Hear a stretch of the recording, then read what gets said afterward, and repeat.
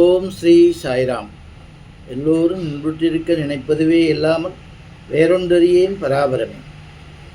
நாம் இப்பொழுது இந்த உண்மையான சுகம் என்ற நூலை வாசித்து கொண்டிருக்கிறோம். போன பாகத்தில் யாராக இருந்தாலும், பணக்காரராக இருந்தாலும் சரி, ஏழையாக இருந்தாலும் சரி, துன்பப்படுறவங்களாக இருந்தாலும் சரி, எப்போதுமே சந்தோஷத்தில் வரவங்களாலும் சரி, யாராக இருந்தாலும் மனுஷனுக்கு ஒரு 4 விஷயங்களை சொல்கிறேன்னு சொல்லி இந்த மகான் சொன்னார். அந்த 4 விஷயங்கள் முதலாவதாக காலத்தை வீணாக்காமல் இருப்பது, அதனை மிக உயர்ந்ததான வேலைகளில் செலவிடுவது, அந்த காலத்தை நல்லதுக்கு செலவிடுது. 2வதாக எந்த பணியில் ஈடுபட்டாலும் அதில் அறிவு திறமையை வளர்த்து கொண்டே இருப்பது, முன்னேறுவதற்காக உள்ள காரணங்கள். இது நல்ல விஷயங்கள், இதை முன்னாலையும் கடைபிடிக்கணும் அப்படின்னு.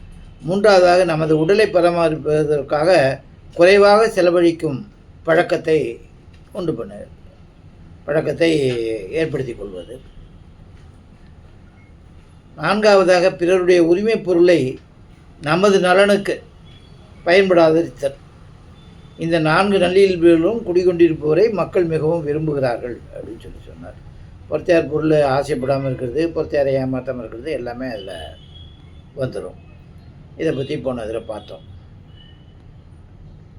இப்போ அதை தொடர்ச்சியாக, அதாவது குறைவாக செலவு செய்யும் பழக்கம் உடையவன் கொஞ்சமாக செலவு செய்தே தன் காரியத்தை நடத்தி கொண்டு வருகிறான். அவன் மனத்தில் நிறைவு இருக்கிறது. எல்லாம் பிளான் பண்ணி கரெக்டாக இது பண்ணி நம்ம பொருள் கஷ்டப்பட்டு சம்பாதிச்சது இது விரயமாகக்கூடாது அப்படிங்கிற எண்ணத்தோடு இது திட்டமிட்டு பண்ணும்பொழுது அவன் நல்லபடியாக அந்த காரியத்தை நடத்தி கொள்கிறான். அவன் மனத்தில் நிறைவு இருக்கிறது. அந்த நிறைவான உள்ளத்தோடு அவன் சம்பாதித்து உணவு கொள்கிறான் என்பதால் அவனுடைய மனம் மிகவும் மகிழ்ச்சியோடு இருக்கும். ஆனால் பிறர் உரிமை பொருளை எடுத்துக்கொண்டால் உள்ளம் சுத்தமாக இருக்காது. பிறருடைய பொருளை கவர்பவன் வெளிப்பார்வைக்கு வேண்டுமானால் பணக்காரனாக இருக்கலாம், உண்டு குடித்து கட்டுடல் பெறலாம், ஆனால் அச்சமில்லாமல் இருக்க முடியாது. பிறரது உடைமையை விழையாதவனுக்கு பயம் ஏது?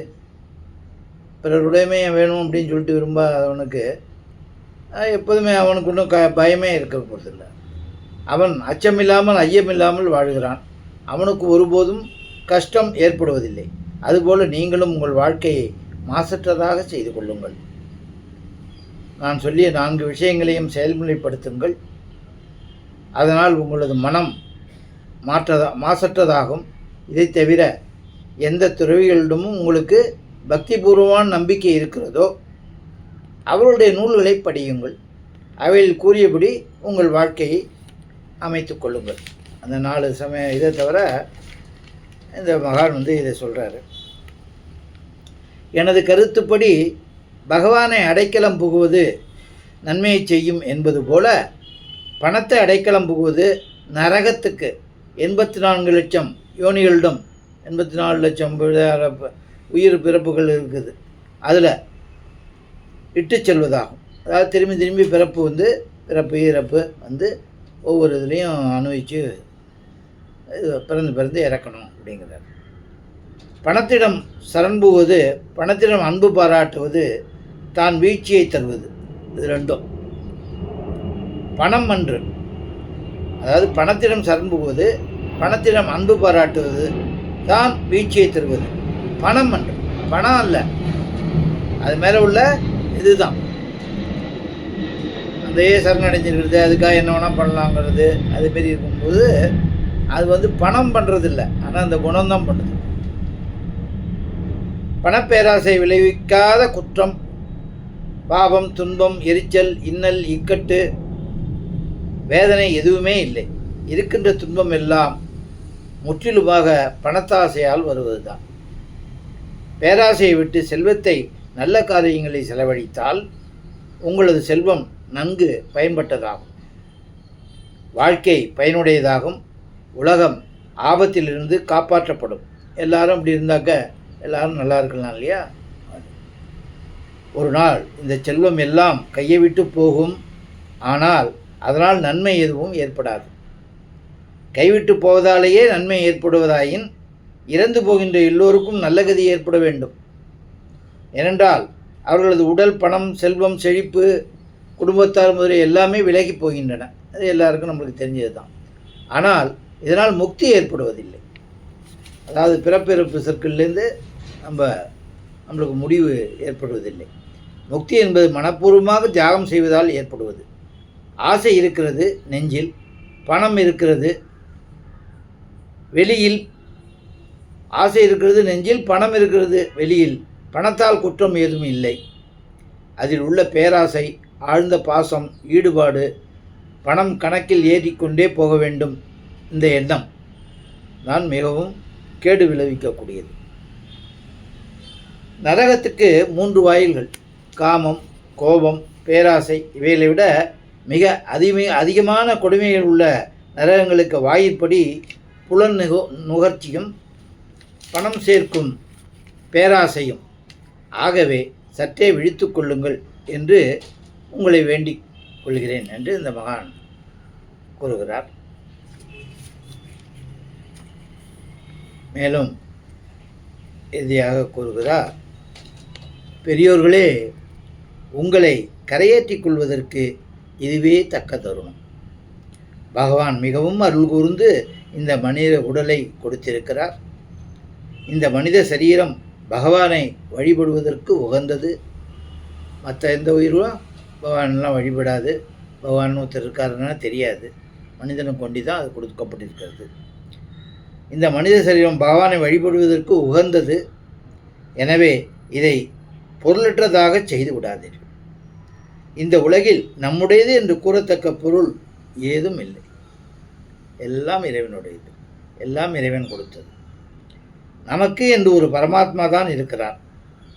உங்களிடம் உள்ள செல்வம், உடம்பு, ஆற்றல் எல்லாம் உலக மக்களின் சேவைக்காகவே உள்ளன. முன்னாடியே நம்ம இதில் சொன்ன மாதிரி பரோபகாரம் இதம் சரீரம். இந்த சரீரம் எடுத்திருக்கிறதே பிறருக்காக பயன்படுவது தான். ஏன்னா பிறர் ஒவ்வொருத்தரோட உழைப்பினாலே இது முன்னால தான் நம்ம வாழ்நாளே கழிச்சிட்ருக்கோம். அந்த பிறர் எல்லாருமே இறைவனால் படைக்கப்பட்டவங்க. இறைவனால் படைக்கப்பட்ட இந்த பஞ்சபூதங்கள், அந்த நம்மளோட உள்ள புலன்கள், இது எல்லாமே அவரால் கொடுக்கப்பட்டதுனால தான் நம்ம அனுபவிச்சிட்ருக்கோம். இதெல்லாம் எண்ணி பார்க்கணும். மனம், புத்தி, புலன்கள் உங்களுடையவை அல்ல, எல்லாமே அவர் கொடுத்தது. குடும்பமும் உங்களுடையது அன்று. யாருக்கு எங்கே பிறப்போம், யார் அம்மா அப்பா, யார் மனைவி மக்கள், இதெல்லாம் யார் நிர்ணயிக்கிறது? பணம் காசும் உங்களுடையதல்ல, எல்லாமே இந்த உலகத்திலேருந்து சம்பாதிச்சது தான் இல்லையா? தனியாக அது யாருக்கு நம்மளுதுன்னு சொல்லிக்கலாமே தவிர எல்லாம் இங்கேருந்து எடுக்கப்பட்டது தானே. இவையெல்லாம் பிறருக்கு உதவி செய்வதற்காகவே இருக்கின்றன. நாம் நம்மையும் பார்த்து கொண்டு அதற்கு மேல் உள்ளதை பிறருக்கு உதவி செய்யும் பொருட்டு தான் இந்த பணம்லாம் நம்மளுக்கு கிடைக்கிது, கொடுக்கப்பட்டிருக்குது. உங்களுக்கு என்று பரமாத்மா மட்டுமே இருக்கிறார். இதைவிட முக்கியமான விஷயம் என்னவென்றால், நீங்கள் பரமாத்மாவுக்காக என்றும் ஆகிவிடுவது தான். எல்லாமே அவர் கொடுத்தது, எல்லாமே அவர் செயல், எல்லாருமே அவரோட அருள். அவர் நம்மளுக்கு கொடுத்துருக்கிறது பிறருக்கு உதவ தான். பிறருக்கு உதவுவதனால நம்மளே நம்ம உயர்த்திக்கிறோம். அது வேறு இருக்குது. அதெல்லாம் இந்தமாரி பெரியவங்கள்ட்டேருந்து தான் நம்ம கற்றுக்க முடியும். முன்னாடியே தெரிஞ்சால் கூட அதை கடைப்பிடிக்க மாட்டோம். ஒவ்வொரு சமயம் இதை கேட்குறது, அப்புறம் அதை பற்றி சிந்திக்கிறது, அதுக்கப்புறம் அதை செயல்படுத்துறது. இப்படி நம்ம இருந்தால் தான் நம்ம கதியை நல்ல கதியை அடைய முடியும். திருப்பி இந்த உலகத்துக்கு வரணும்னு இருக்க முடியும் அப்படிங்கிறத தீவிரமாக சொல்கிறார் இந்த மகான். பரமாத்மாவிடமிருந்து தனக்கு என்று எதையும் விரும்பாதீர்கள். அது பெரிய பக்தின்னு சொல்லிட்டு இது வேணும் அது வேணும்னு கேட்குறது தான் பொதுவாக இருக்குது.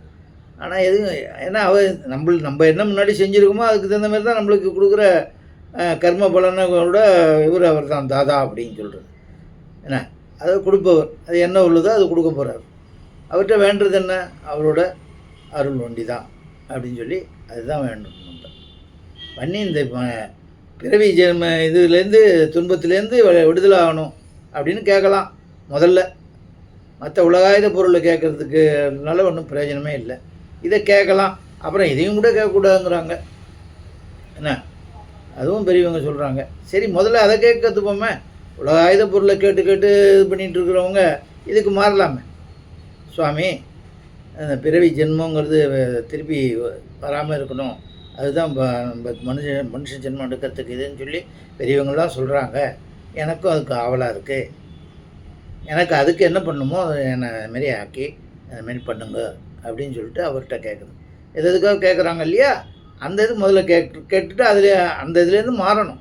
அப்போ இதேமாரி சத் சங்கம், இதுமாரி பெரியவர்கள் சொன்னது இதெல்லாம் படித்து கேட்டு இதெல்லாம் பண்ணால் தான் இந்த எண்ணமே நம்ம உள்ளே ஒதிக்கும். அப்போ தான் நம்மளால் கேட்க முடியும் அப்படிங்கிறார். அதாவது பரமாத்மாவிடமிருந்து தனக்கு என்று எதையும் விரும்பாதீர்கள். எவன் பரமாத்மாவிடமிருந்து எதனையுமே விரும்பவில்லையோ அவனது நோக்கத்தை பரமாத்மாவே நிறைவேற்றி விடுகிறான். அவ்வளோ. ஏன்னா என்ன வேணும்னு குழந்தைக்கு என்ன வேணும்னு அம்மாவுக்கு தெரியாதா? அது இப்படி சொன்னீங்கன்னா அதுக்கு என்ன, அது அப்படி எழுதா அதுக்கு என்னன்னு அம்மாவுக்கு தெரியும். அதேமாரி நம்மளுக்கு என்ன குறை என்ன இது அப்படிங்கிறது நம்ம சொல்லி தான் பகவானுக்கு தெரியணுமா? அதெல்லாம் அவசியம் இல்லை. பகவானுக்கு எல்லாமே தெரியும். அதை தான் சொல்கிறார். பரமாத்மா எதையும் விரும்பவில்லையோ, எவன் ஒருத்தன் எதையும் விரும்பவில்லையோ அவர்தான் வேண்டும் என்று விரும்புகிறானோ அவனது நோக்கத்தை பரமாத்மாவே நிறைவேற்றி விடுகிறார்ங்கிறது சத்தியமான சொல்லு. அதுமாரி நடக்கும் நிச்சயமாக.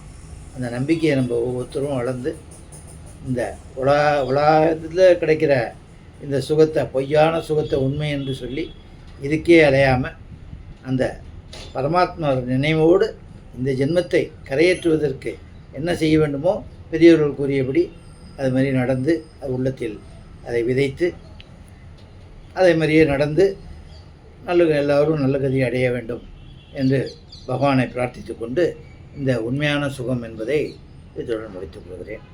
இதன் கருத்தெல்லாம் உங்களுக்கு பிடித்திருக்கும் என்று நம்பி உங்களிடமிருந்து விடைபெறுகிறேன். ஓம் ஜெய் சாய்ராம்.